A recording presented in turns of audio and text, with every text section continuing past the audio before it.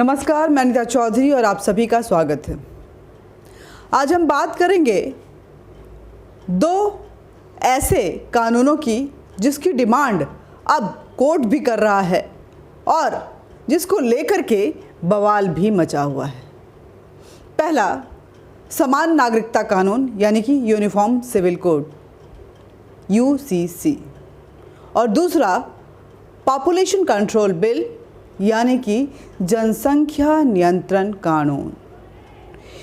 ये दोनों कानून इस देश के लिए निहायत ज़रूरी हैं, क्योंकि अगर यूनिफॉर्म सिविल कोड की बात करें तो अब तो RSS प्रमुख श्रीमान मोहन भागवत ने भी कह दिया है कि हम सब का DNA एक है। तो मेरा सवाल यहाँ पे एक है कि अगर हम सब का DNA एक है तो कानून क्यों अनेक हैं? इस देश में सबके लिए बराबर और एक कानून क्यों नहीं है? आखिर सरकार को इस कानून को लाने में क्या परेशानी है? जबकि अगर मैनिफेस्टो को देखें तो यूनिफॉर्म सिविल कोड और पॉपुलेशन कंट्रोल ये दोनों ही बीजेपी के लिए प्रमुख मुद्दा बना है। हर मैनिफेस्टो में ये सर्वप्रथम इसको मेंशन किया गया है, इसका जिक्र हुआ है। उनकी विचारधारा के लिहाज से भी ये उन्होंने हमेशा इस बात का जिक्र किया है। प्रधानमंत्री ने भी लाल किले के शिविर से इस बात का जिक्र किया था और उसकी चर्चा किए हुए कई वर्ष बीत गए, लेकिन कानून अभी तक सदन में पेश भी नहीं हुआ है। अब तो दिल्ली हाई कोर्ट ने भी कह दिया कि आखिर आपके पास ऐसी क्या मजबूरी है कि आप इस कानून को नहीं ला सकते हैं। दिल्ली कोर्ट ने कहा कि अब अगर देखें तो समानता वाली ये समाज जो है भारत की, वो स्ट्रक्चर्ड हो चुकी है और संविधान के आर्टिकल 44 के तहत अब सरकार को इस पर विचार करना चाहिए और यूनिफॉर्म सिविल कोड यानी कि समान नागरिकता अधिकार जो है वो अब इस देश में लागू किया जाना चाहिए।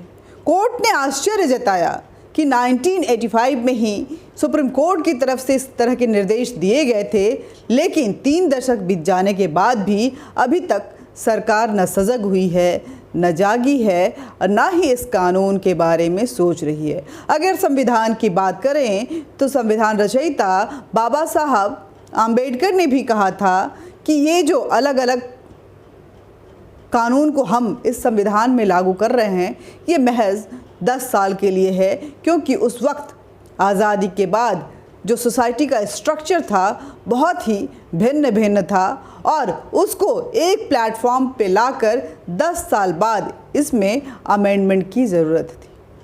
अब सुप्रीम कोर्ट के पास या किसी भी कोर्ट के पास मजबूरी ये है कि वो कोई निर्देश नहीं दे सकते हैं, क्योंकि इसी संविधान के आर्टिकल 37 में कहा गया है कि कोर्ट इस पर कोई फैसला नहीं ले सकता है। मतलब कि ये बिल्कुल 100% विधि पालिका यानी कि पार्लियामेंट यानी कि संसद के अधिकार क्षेत्र में है।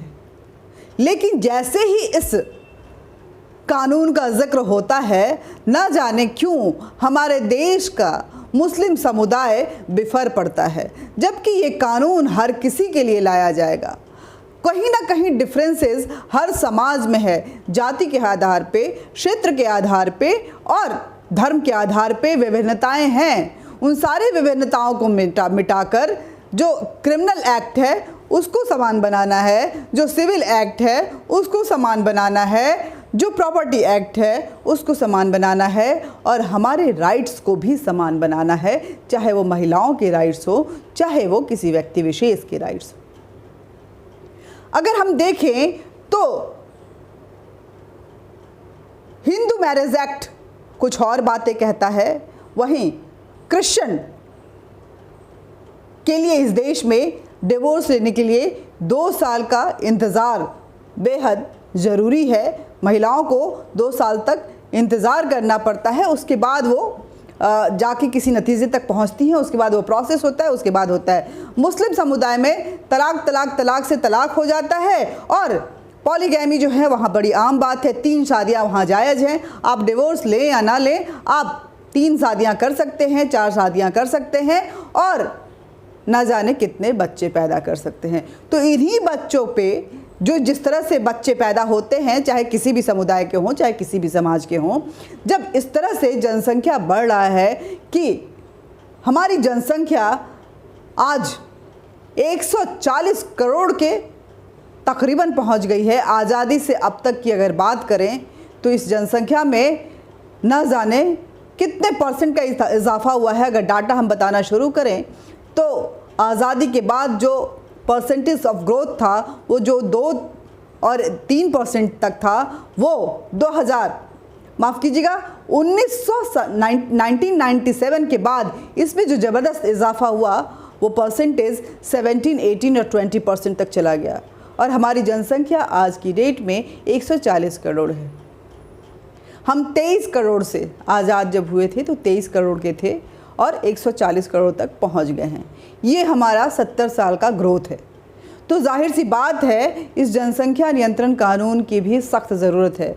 हालांकि अभी तक केंद्र सरकार की तरफ से इस पर कोई भी चर्चा नहीं की गई है, लेकिन आसाम सरकार, स्टेट वाइज कई सरकारों ने इसको इम्प्लीमेंट कर दिया है। आसाम सरकार वो सबसे पहली सरकार थी जिसने इस बिल को लेकर के आगे बढ़ा और अब उत्तर प्रदेश सरकार ने ये साफ कर दिया है कि वो 2 चाइल्ड पॉलिसी यानी जनसंख्या नियंत्रण कानून के तहत 2 चाइल्ड पॉलिसी जो है वो लाने के तैयारी में है। उन्होंने इसका पूरा मसौदा जो है वो वेबसाइट पे भी डाल दिया है, लोगों से वो सुझाव भी मांग रहे हैं, लेकिन इसके चर्चा होने के मात्र से ही उत्तर प्रदेश के राजनीतिक गलियारों में बवाल मचा हुआ है।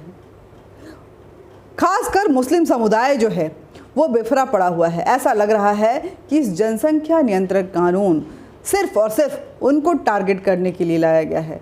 लेकिन एक बात बता दूं कि चाहे वो हिंदू परिवार हो, कई हिंदू परिवारों में भी कई बच्चे होते हैं, बहुत 2 से ज़्यादा बच्चे होते हैं। ये कानून उनके लिए भी है, ईसाई परिवारों के लिए है, पारसियों के लिए भी है, ट्राइबल्स के लिए भी है, ओबीसी के लिए भी है, SC ST के लिए भी है, सवर्णों के लिए भी है, हिंदुओं के लिए भी है, मुसलमानों के लिए भी है। तो ये इस कानून से किसी को भी आपत्ति नहीं है, मगर मुस्लिम समुदाय बिफरा हुआ है।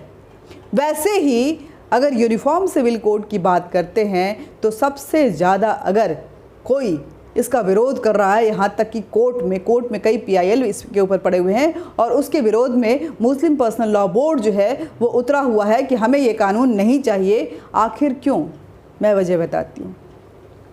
मुस्लिम समुदाय में पॉलीगैमी है जो बाकी किसी भी समुदाय जो है या बाकी जो हमारे कानून की अगर बात करें तो ये इस तरह की चीज़ें जो हैं वो अलाउड नहीं होंगी। मतलब यूनिफॉर्म सिविल कोड के तहत आप पॉलीगैमी में ऐसे ही नहीं जा सकते, आपको उसके लिए प्रोसेस के थ्रू जाना पड़ेगा। मुस्लिम समुदाय में 12-13 साल मतलब प्यूबर्टी जब से आती है उसके बाद से बच्चियों की शादी जो है वो जायज़ माना जाता है। तो 13-14 साल की बच्चियों की भी शादी कर दी जाती है, जबकि हमारे यहाँ वो बाल विवाह है, उसके लिए सख्त सज़ा दी जाती है। मुस्लिम समुदाय में ऐसे ही अगर आप देखेंगे तो तलाक को लेकर के अलग नियम हैं, जबकि हमारे यहाँ अगर कोई औरतों के अधिकार को इतना सुरक्षित रखा गया है कि अगर कोई औरत बांझ है या किसी और भी वजह से वो फिज़िकली फिट नहीं है तो उसको उसका पति तलाक इस ग्राउंड पे नहीं दे सकता है। ये प्रॉब्लम है। प्रॉपर्टी एक्ट को भी अगर देखें तो प्रॉपर्टी के अधिकार में भी जो अधिकार हमारे यहाँ हमारे देश का कानून लड़कियों को देता है वो मुस्लिम समुदाय में लागू नहीं होता है।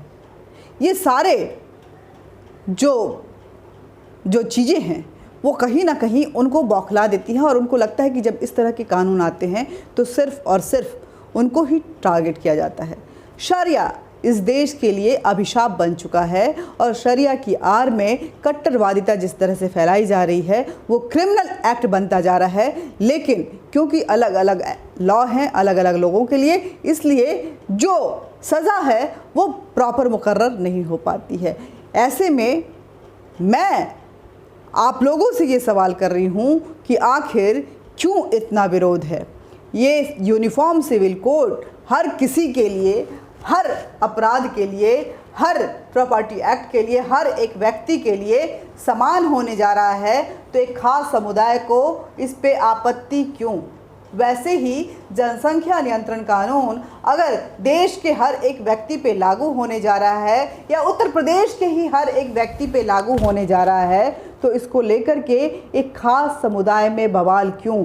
सवाल है, इस सवाल का जवाब आप भी ढूंढिए और ढूंढने के बाद सोचिए कि आखिर क्यों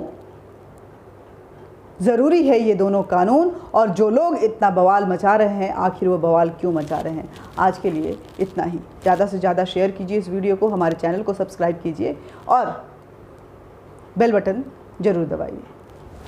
थैंक यू। नमस्कार। जय हिंद, जय भारत।